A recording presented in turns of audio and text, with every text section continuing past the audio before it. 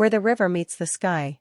In the quiet countryside of southern England, nestled between rolling green hills and the glimmer of a slow-moving river, stood a small village called Windmere.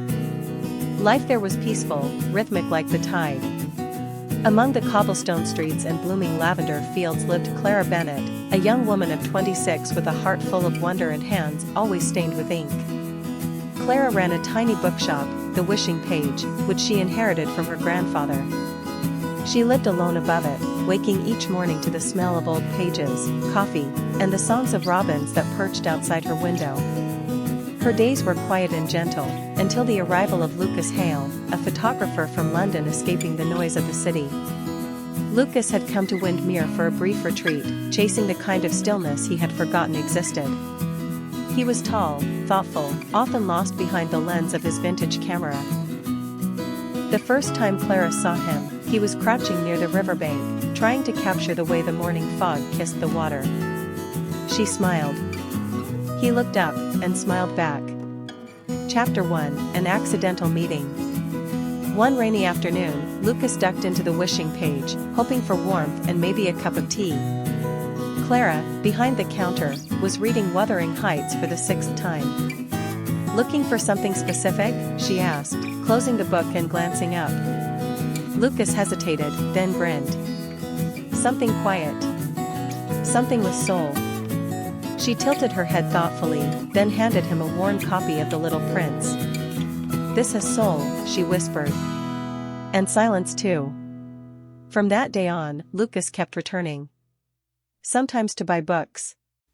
Sometimes just to talk. They would sit by the window, her with her tea, him with his camera, and lose track of time.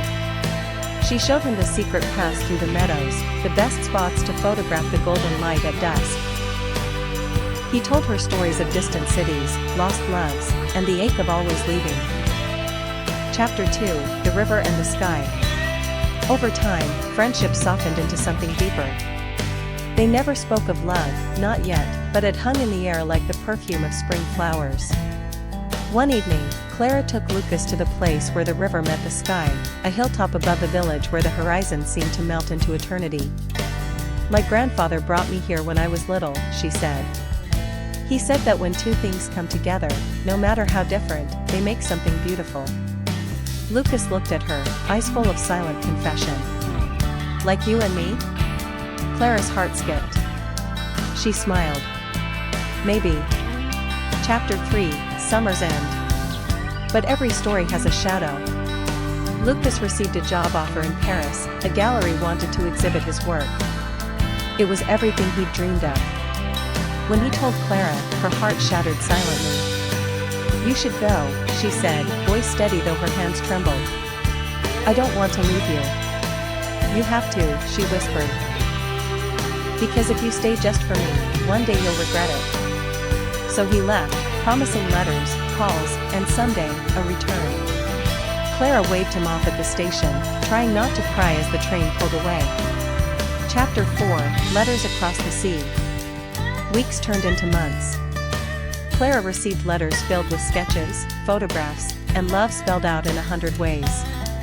She replied with poetry, bookstore stories, and confessions she had never dared to speak aloud. But time is a strange thing. The longer he stayed away, the more Clara wondered if love was enough to bridge the distance. Then, the letters stopped. Chapter 5: The Return. One snowy December evening, as Clara was locking up the shop, a familiar figure stood beneath the street lamp. Snow fell gently around him, camera slung across his chest, eyes locked on her. "Lucas," she breathed. "I told you I'd return," he said. "But not just to visit. This time, to stay." He walked forward, hands trembling slightly. "The gallery wanted me forever. But what is forever if it's not with you?"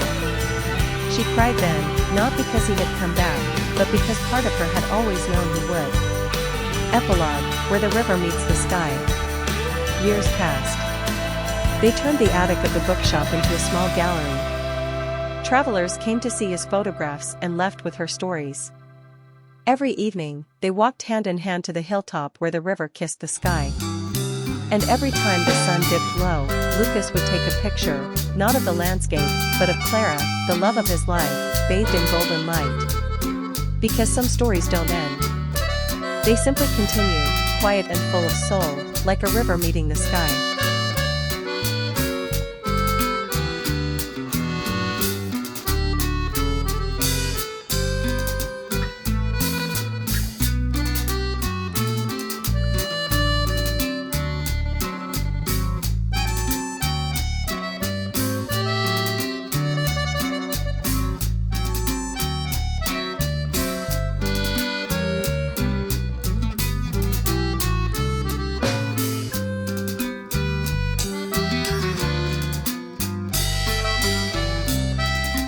The Garden of Letters.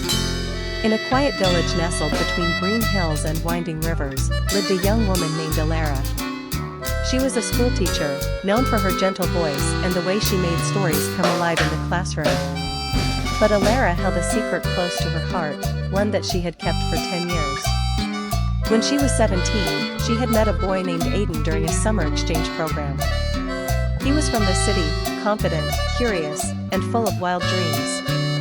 That summer, they shared books, music, and long walks beneath the lantern-lit trees. Before he returned to the city, Aiden promised he would write. And he did, for a while. But the letters had stopped after just 3 years. Alara never knew why. Still, every month, she returned to the garden behind her cottage, their garden, and wrote a letter to him. She never sent them. She simply placed them in a wooden box under the old willow tree where they had carved their initials. One stormy afternoon, 10 years since that first letter, Alara returned to the garden with another note. But something was different.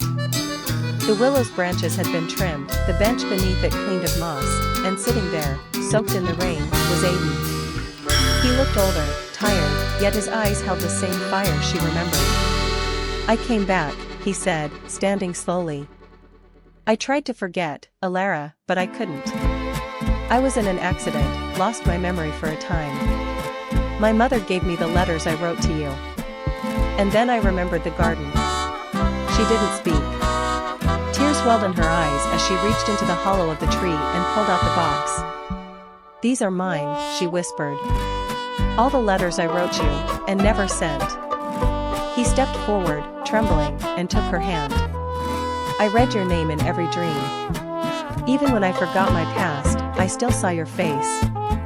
They sat beneath the willow, reading her letters one by one as the rain softened into mist. The garden bloomed around them, as if it, too, remembered the love that had once lived there. And this time, neither of them left.